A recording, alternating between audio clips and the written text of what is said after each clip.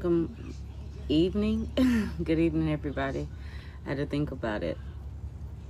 How are you guys doing? I know this is a very late service, but I only have one off day and I have to sleep in. I'm so drained, you guys. So I just want to get some rest and then come give God what He is due and give you guys this word that I actually had written down yesterday.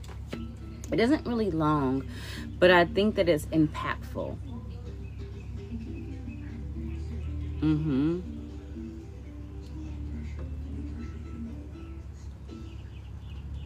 Yeah. I think that this is a very impactful word, and it isn't a long word, and I think it's just what God needs us to know now as we are getting ready to transition into April.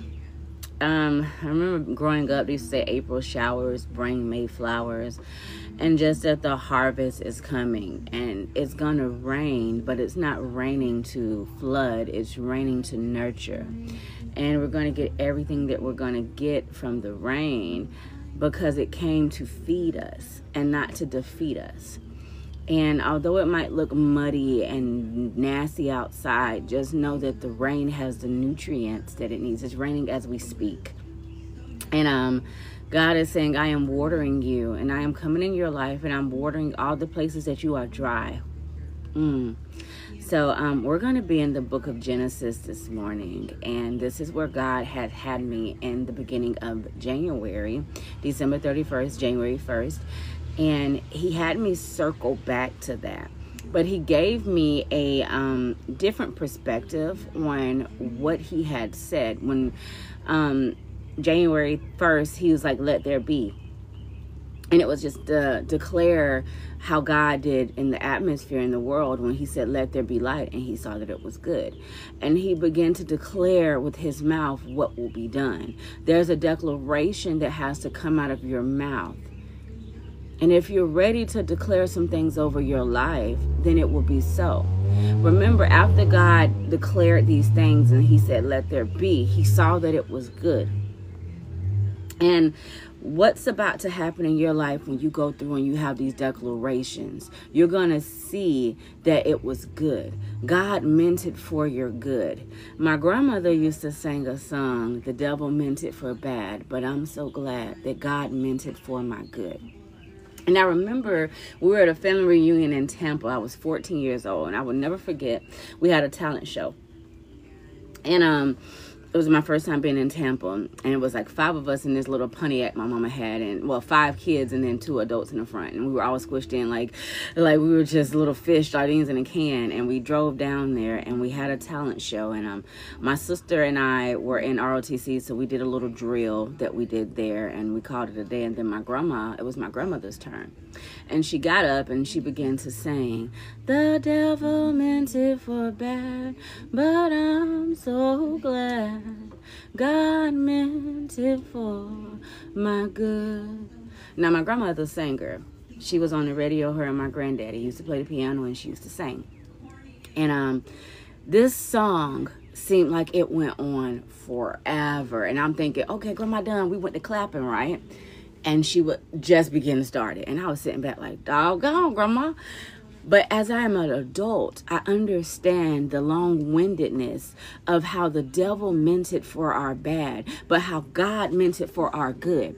And although the attacks are on our lives, God meant it for our good. The devil might think that he's winning. The devil might mean harm to us, but God means all attacks for our good. He will flip them attacks, and He will reverse it, and He will show the devil that he's just a set at the table, a place at the table, and we're about to eat. So in my adult years, I hear myself singing my grandmother's song, and I understand the depth and the weight of how the devil meant it for bad. But God, we're so glad, hi Tanisha, that God meant it for our good. And I want to go back to the beginning, because sometimes if we circle back to the beginning of our lives, we can pinpoint where it first began. And God is saying, I am giving you a new beginning. A beginning that eyes haven't seen and ears haven't heard. There is a new beginning that is about to happen. And there's a different kind of light that is about to shine upon you. As I'm saying that, I hear arise and shine, for your light has come. Your time has come. It's time now. You don't have time to waste and say, maybe I shoulda, woulda, coulda, and you know? So in Genesis 1:1 is where he wanted me to start. And I really don't need the Bible for this, but for kicks and giggles, you know, let's go ahead and open it up to Genesis 1. And it's simply, in the beginning, God created the heaven and the earth. And the earth was without form and void, and darkness was upon the face of the deep. When I read that yesterday, because I actually wrote it as well, as I had out my Bible, and he said that I wanted you to understand that there's such a thing that we call beautiful darkness. And this is where we're going to go. I'm going to read this to you before we get into it. I'm sorry, you guys. I'm getting over a little sickness, so you got to bear with me. Beautiful darkness in the beginning. It all starts with a dream, an idea, thought, or desire. There's a reason why we dream. It's a way to be close to God, but also we are God's dream. I'm going to break that down.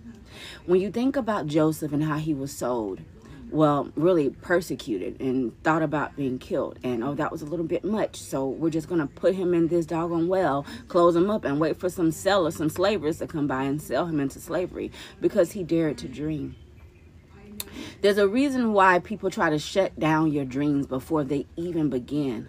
Because how dare you have the ability to see and sit with God and have him show you what your life is going to be like. God is the original dreamer. He's the one that gave us the dream in the first place. You didn't just dream about being an entrepreneur or opening that bakery or starting that business or rapping or singing or preaching or whatever. It was a dream. And it started before you were even in your mother's belly. It started before you even came into the earth's atmosphere. There was an agreement that you and God had in the beginning. And when you come down the canal, it's kind of traumatizing. So you forget a little bit. And later on in life, God began to give you a dream, whether it's as a child or whether it's as an adult. And you remember, some call it deja vu, some just, but you remember the dreams that you once had. And even if it's a small dream of freedom, you know you're going to have to fight for it. But if you tell your dream of freedom to the wrong person, they're going to try to make sure they enslave you and hope that you would never know who you are. If you have a dream of being an entrepreneur and you're working in corporations or what I call the matrix, they will never let you out. They will drown you in debt. They will drown you in fear and make you work for someone else. Because how dare you have a dream of being free? Hey, I'm not going to be petty with y'all. Let me get this word out. It said, if you have a dream, it will come to pass. Even if it's years later, Joseph had to go through some things, honey, in order for his dream to come to pass.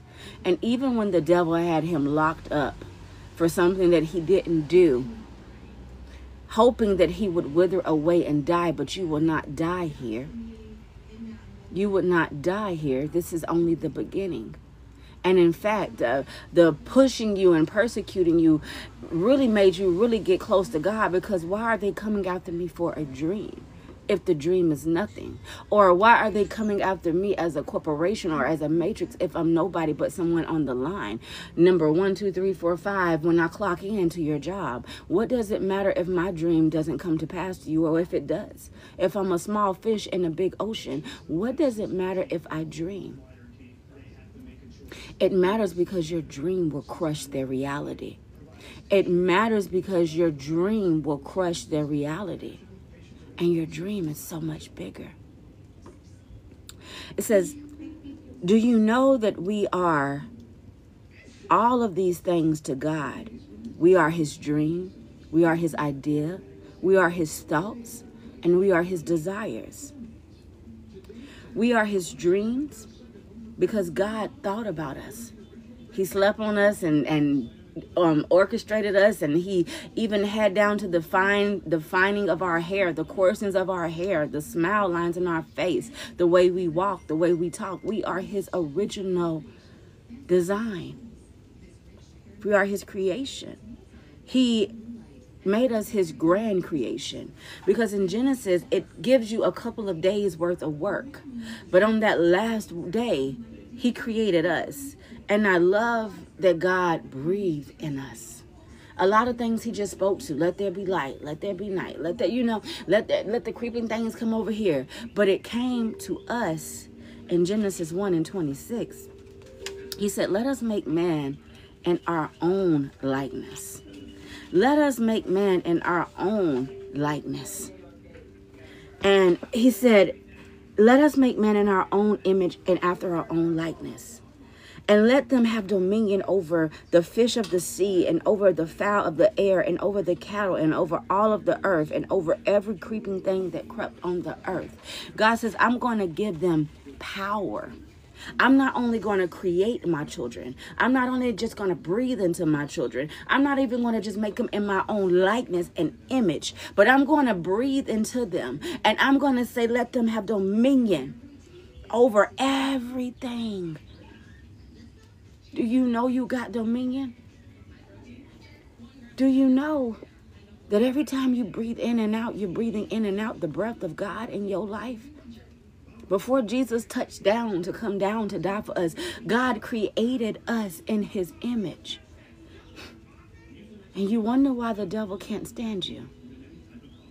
You wonder why the people around you can't stand you. I'm going to break it down a little bit more. It says, we are so loved by him that it literally irritates the devil. You have the love of your Father, the true love of your Father, since the beginning of time. And it doesn't matter what you do. All you got to do is go back to God. All you have to do is go back to God, and he will forgive you. I'm going to bring that back into, I'm bringing some context in this because it's a reason why I came on so late, because I had to do some deep repenting from last night. If you were on my Facebook and you caught a little bit of it, you clocked some tea that I actually honed in on something that was a little beneath me. But sometimes you got to let the devil know, like, I'm really her. I'm really, yeah, all right. So last night, this woman, she got on my video with my husband and I, and it was just such a beautiful video of, you know, like him in my arms, and, you know, I'm his safety net, and he just hugged me, and we're just embracing. It wasn't nothing, you know, crazy. It was just a cute little video, a couple seconds. And she was like, I would hate to be your children. I would hate to be raised by you. And she just went to go again, and she was like, no one believes in you, and who are you? And like, she just really went in. And, you know, I sat back with her, right?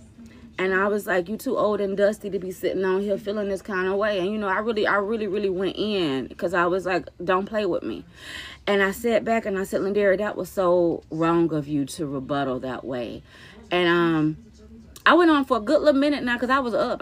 I had time. The devil had me when I had time. But then I instantly felt the conviction of God, and I was like, you know, when you're elevating, you got to know that you got dominion over it. And you got to know that you're going to be attacked on all avenues. And you got to not even play with that devil like that. And I had to remember, because where I come from, you don't really talk to me like that. You don't really speak to me like that. I don't know who you think you did. This internet is really making y'all feel like y'all can jump in my inbox and say, oh, you shouldn't get a tattoo. You shouldn't do this. You should mind your business. And I have to always remember myself that I have greater inside of me that I got to get to. And I can't look back to that old attitude. I can't go back, even though they're poking the bear. I can't feed the starving animals. I can't feed the starving people. And I had to sit with God today, and I was restless, and I was sitting with him, and I was like, God, I failed you. I went and I was going back, and I was like, God, I failed you. And he said, nah, you ain't failed me. He's like, you had a moment, but you recovered. You had a moment, but you recovered. He said, don't you go back down to the devil's level. The devil needs you to say, look and look and look. I told you, if I say the right thing to her, or if I talk about her kids, or if I, she'll come at me. And God says, that's just the trick of the enemy trying to trick you out of your position. And I sat back and I was really, I was really sad that I wasn't able to control myself like I normally will, because I'm so calm until I'm not. And I'm so loving until I'm not. And God was like, the higher you're going, the greater the attack. The higher you're going, the greater the attack. And the devil needs you to bow down to him. He needs you to look down in the crowd and say, what you say? The devil needs you to feed back, because he's so angry that you look like your father. And this is where I'm going to come to you real quick, because we are God's blank canvas. We are his masterpiece, right? And so when God gave me what he was giving me this morning and last night, as he was talking to me, and he said, Lendaria, it's a division. Let me cut the light on because it's getting dark outside. Hold on, y'all. I didn't really know what he was going to do. I mean, he was begging me to stay. Okay. So anyway, there was a division, right? And as he began to minister to me, he gave me the word division and Genesis 1 and 4. And I'm going to read this to you. If you know Genesis, then you know where I'm going. It says, and God saw the light, that it was good. And God divided the light from the darkness. You are the light, and the devil is mad because it's a division. And the sun always outshines the moon without trying. You are the greater light. You outshine your enemies, and that makes you a huge target. Because light is more powerful than darkness, because you have the light of God inside you. Now the devil is about to attack you. Now the devil needs rights to you. He needs you to come in and go back and forth with him. But you don't never see the sun arguing with the moon when the moon decides to stay up a little bit past daytime and try to show that I'm still the moon. I'm still here. We see you in the background, moon, but you cannot outshine the sun, because the sun is so powerful that you would have to take the back seat to the real light. And God is saying, I am giving you real light, real substance. There is a day and there is a night, and you are part of the day, and the devil has to bow down. So when a real light is present, the devil has to bow down. He needs you to come down. That's why you have the sun rising and the sun going down, the sun setting. He says, it's not time for you to go down yet. He says, arise and shine, because your light has come. It is time for you to outshine that darkness. The devil is angry. The devil is miserable, and misery loves company. That's why he tries to corral you back. But greater is in you. Greater is in you, and you will not fail. As I was restless last night and I felt defeated, and I was like, God, I know better. I know better. I know better. I know better. And I know that I am a public figure, and I know that people can screenshot something and screen record something. And I know that it probably is, and it probably is around, and they're probably saying she the ghetto pastor. Well, that's where I come from. And I know I probably, because I did say she looked like 12 years a slave coming for me, and she lived her life and God was back down with her. I did say some real reckless things. I really did. But I sat back with God and I was like, I know.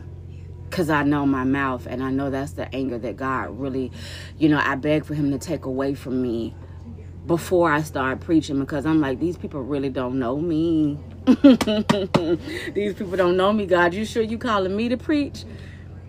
You really calling me to preach? Because my mouth so slick? I was like, God, you for real? And he says, I'm still going to use you. I'm still going to use you. I'm still going to use you. And I sat back with it, I had to go to my best friend this morning, and I sent her what I did, and she was like, ooh, you was big mad. I was like, don't talk about my churn. We don't have a guidebook, and some people think they do, to parenting. But I love my babies with everything in me, and I will protect them from anything. And that's how God feels about us. That's how God feels about us. He will protect us from everything. Everything. No matter what. He said, don't forget that you have a light. And that's why the devil is mad. That's why the devil wants you to come to his level, because he can never come up to yours. You are a great light, not the lesser. You look like your Father, not the devil. And that's why the attacks have been on your life. The attacks are so great because there's greatness inside of you. Since in the beginning, you have been God's ultimate masterpiece. And he's not done with you yet. Your story is still being written. This is only the beginning. This is only the beginning. And I was telling God, I was like, I'm on this pedestal that I didn't ask for. But I knew since I was a little girl that I was going to be here at one point, and I can't move left and I can't move right. And, I have massive people following me. I have millions of people following me, and I don't want to lead them wrong, but I also want to live my life, and I want to show them a little glimpse of my life. God, give me the happy medium, because I want to love my husband out loud, and I want to love my children out loud. And I work in corporate America, and I'm still navigating this life as a woman and as a mother and as a wife. And I'm, I like to be outside, and I love tattoos, and I love, outdoor adventures, and I love traveling. And how do I hone all this into this pastor title that I know that you have given me? And how do I navigate this without the masses coming for me, right? And God said, one step at a time. One step at a time. God is for you. And it doesn't matter who's against you. And I know that this isn't the typical Sunday service, and I'm sorry, you guys. But God has plans for you. Plans for myself, you and I. Plans to prosper you and not to harm you. And although we might have titles in life, we have purpose. And God is about to show you what your purpose is. And we might fall short, but as long as we get back up over and over again. The devil comes in when we don't get up. The devil comes in when we lay in the filth and we lay there. And we make the filth our home.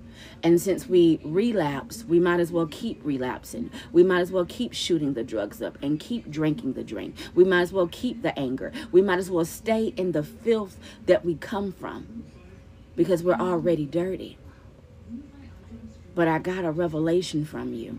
From dust we come, and dust we shall return. But we won't lie there. Because the second God breath got breathed into us, that dusty dirt that we were made from had life in it. And there's more life in you yet. There's more life in you yet. Get back up again. Get back up again. I've been in such a depressive state today that I laid in the bed all day. And I didn't get out. And I've been kind of snappy at my husband. And I just locked myself in my room because I was like, it's so much more in me than to go back and forth. And then, she was like, oh, you're fake, you're phony, you're this, you're that. And I laid in it. And God was like, if you don't get up and preach my word, if you don't get out of that bed, it's greater in you. If you don't get out of that depressive state, if you don't get out of it, the devil needs you to lay there. He needs you to lay there. Because he's hoping that when he comes back, you'll still be in that same state of depression. He said it's time to get up again. It's time to get up again. You're not what the devil says. You're what God says. You're everything that God says.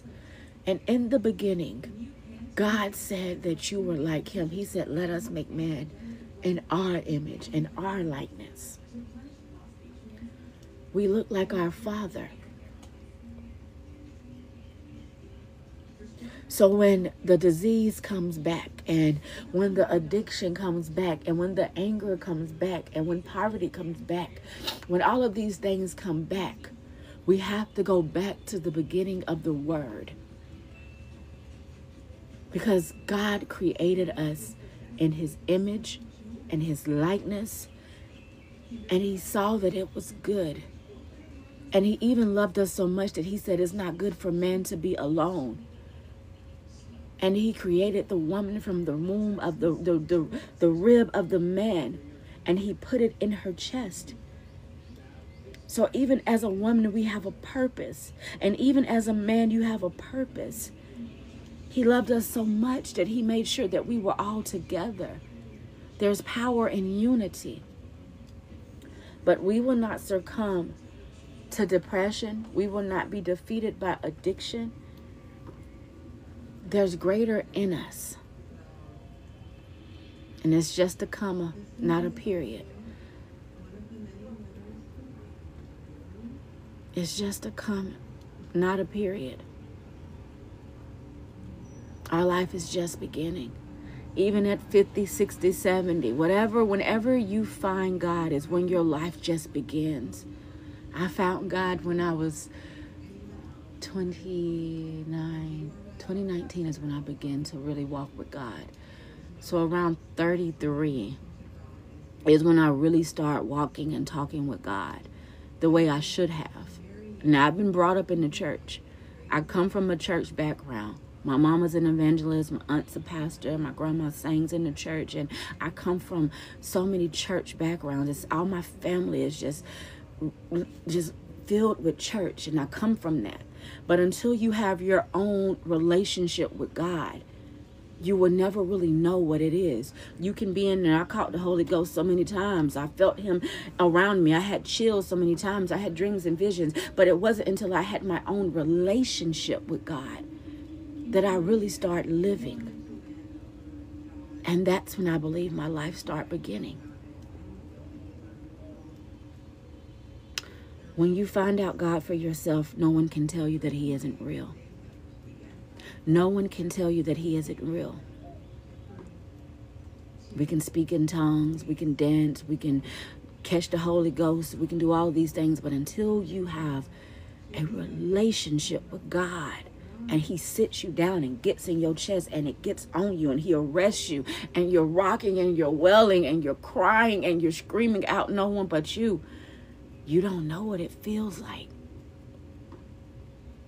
And somebody's life today is just beginning. The reason why the devil is after you is because you have greatness. The reason why the devil is after me is because I have greatness. Don't let them put you in a box. One of my favorite movies is Dirty Dancing. And Patrick Swayze walks up to her and he says, no one puts baby in a corner. No one puts you in a corner. No one corners you off and said, this is your role, you stay there. I don't desire to be like any other person. I don't desire to lock you in a church and get your money. I don't desire to put a 3-piece suit on and ask you for $4 million. I don't desire to take anything from you. I just want to show you what it means to love. And to have the love of your Father. Because when you have the love of God, you can do anything. I'm getting ready to finish this off because honestly, I'm not preaching to my best ability and I'm more talking than anything, and I don't like that. But I got a couple of dates up I'm getting ready to be at. And if you're in any of these cities or states, make sure you come in. I'm going to start off with May, which is Pastor Tanisha. I'm going to be in Greensboro, North Carolina. I'm going to introduce her. It's her first speaking engagement as a pastor. And then I'm going to be in Arizona, Phoenix, Arizona in June. Please come out. I've never been to Arizona, but my bestie is out there. We're going to be out there. And I'm going to be in Texas, Dallas, going back to Dallas, Texas in July. And then we're going to finish it up in Chicago in August. And then we're going to circle back to North Carolina around September. So if God is calling you to come and out and worship with us and praise with us and maybe get baptized, so be it. I love you all, and y'all just have a good day. I'm gonna get back up, and you will too. And don't forget that the devil is after your light. The devil is after your light. I see St. Louis. I don't know anything about it. I'll research it, okay? And we fall down, but we get up over and over and over again. Have a good day.